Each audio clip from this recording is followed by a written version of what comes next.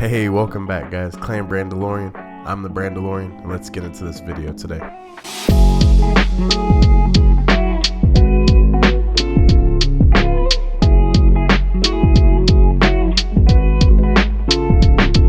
So if you didn't know, your boy was at FanExpo Denver. It was a great time. Me and the wife had a really good time. Lots of nerdy stuff, and it just completed a really good nerdy weekend. All of the cosplay, all of the people, showing out, having a great time. It's always a good sight to see. There's only certain times where you get to just dress up and just nerd out for a day, and Comic-Cons and expos are always great places to do that. I don't really dress up too much. I just kind of put on a nice Star Wars shirt, get swagged out, put some nice jeans on, and I just show out. Other than the vendors showing off Funko Pops, comic books, there was also a stand that had lightsabers, and those were really cool. I didn't get a picture of those, but they had a lot of items that you could choose from. They had mystery boxes, they had custom builds, and then they also just had some replicas as well. And there's a lot of great pop-ups. There was a huge Bantha, and some Tusken Raiders, and then there was also some random Mandalorians that you could sit on Boba Fett's throne with and take a few pictures with them, and it was really awesome. We did get the tickets for about $80 a piece. It was a Saturday, so the Saturday day was really packed, and that was when most of the celebrities were there.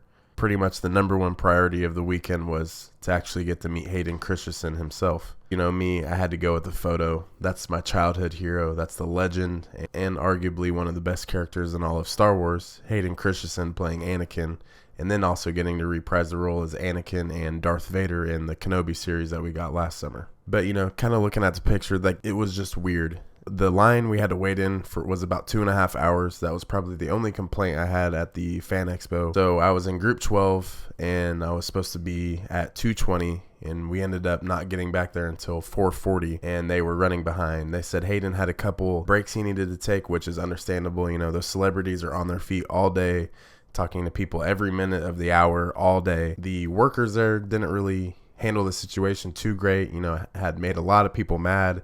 And, I just kind of looked at it as, hey, at some point we're going to meet Hayden, and that's just how I look at it. But they did say, if you didn't want to wait anymore, you could leave, you could go look at all the vendors, and then come back and we'll for sure get you in. As we walked into this little room, you could just see a black curtain, and you could see Hayden just standing right there. And it was just so surreal, these people we grew up watching, fans of anything from, Star Wars to Marvel to any celebrity that you see, and finally getting to see them in real life, just so surreal. So obviously, with me being a huge Star Wars fan, of course, seeing Hayden, one of my favorite actors and one of my favorite characters in all of Star Wars, it was just very weird to actually see him in the flesh. But the line was moving very quickly, so everyone who got to walk behind the curtain, you either took a left to not be in the picture or you took a right to be in the picture. The line was moving. They'd say, all right, next.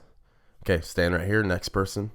All right, picture, 1, 2, 3, boom. All right, next. It was moving very rapidly. So everyone that I had seen in front of me, it was going way too quick. And I was just like, man, this is crazy. This 2.5 hour wait. And then just for 2 seconds. It was cool because once it was my turn, I had walked up and the lady told me to go ahead and go forward.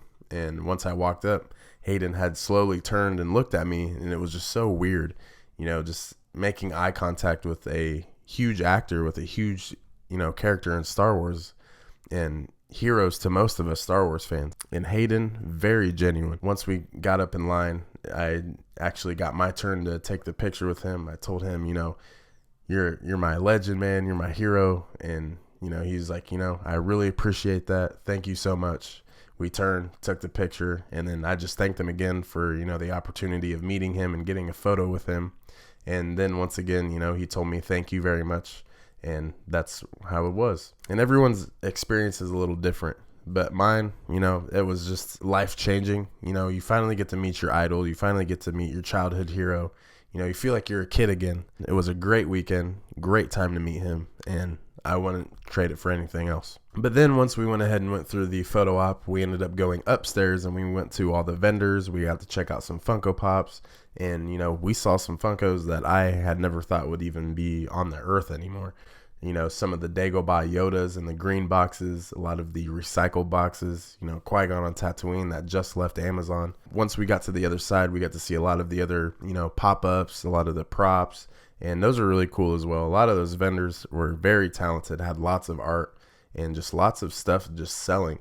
I was very surprised at the fact that there's so many Funko Pops that each vendor had so many of that you can barely find on the internet today. But then once we got to the other side, we saw a couple actors and actresses from The Office. That was really cool.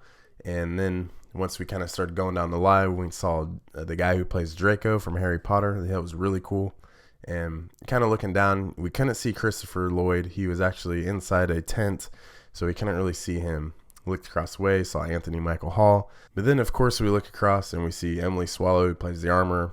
Didn't go through line to get any pictures or any autographs or anything from them. And then we also saw Vivian Blair, who plays Lil Leia in the Kenobi series. Giancarlo Esposito's booth is right there, and we're kind of looking for him, like, where's he at? He was on break at the time, so we went ahead and checked out some more vendors.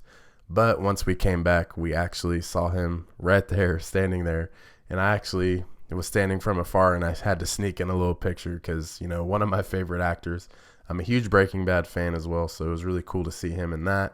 And, of course, playing Moff Gideon in Star Wars, The Mandalorian. We didn't go through any of the other lines. It was really just the day to meet Hayden for sure, and then go through and see what the vendors had to offer. But the weekend itself, I give it a 9.8 out of 10. It was a beautiful weekend. It couldn't have gone any better. The two I knock off from it was just kind of how some of the things were handled. That's fine. I know a lot of people, I had looked online on the Instagram page, they've already announced the tickets and dates for next year for FanExpo Denver. And I saw a lot of people complaining in the comments on the post, you know, with how things were handled.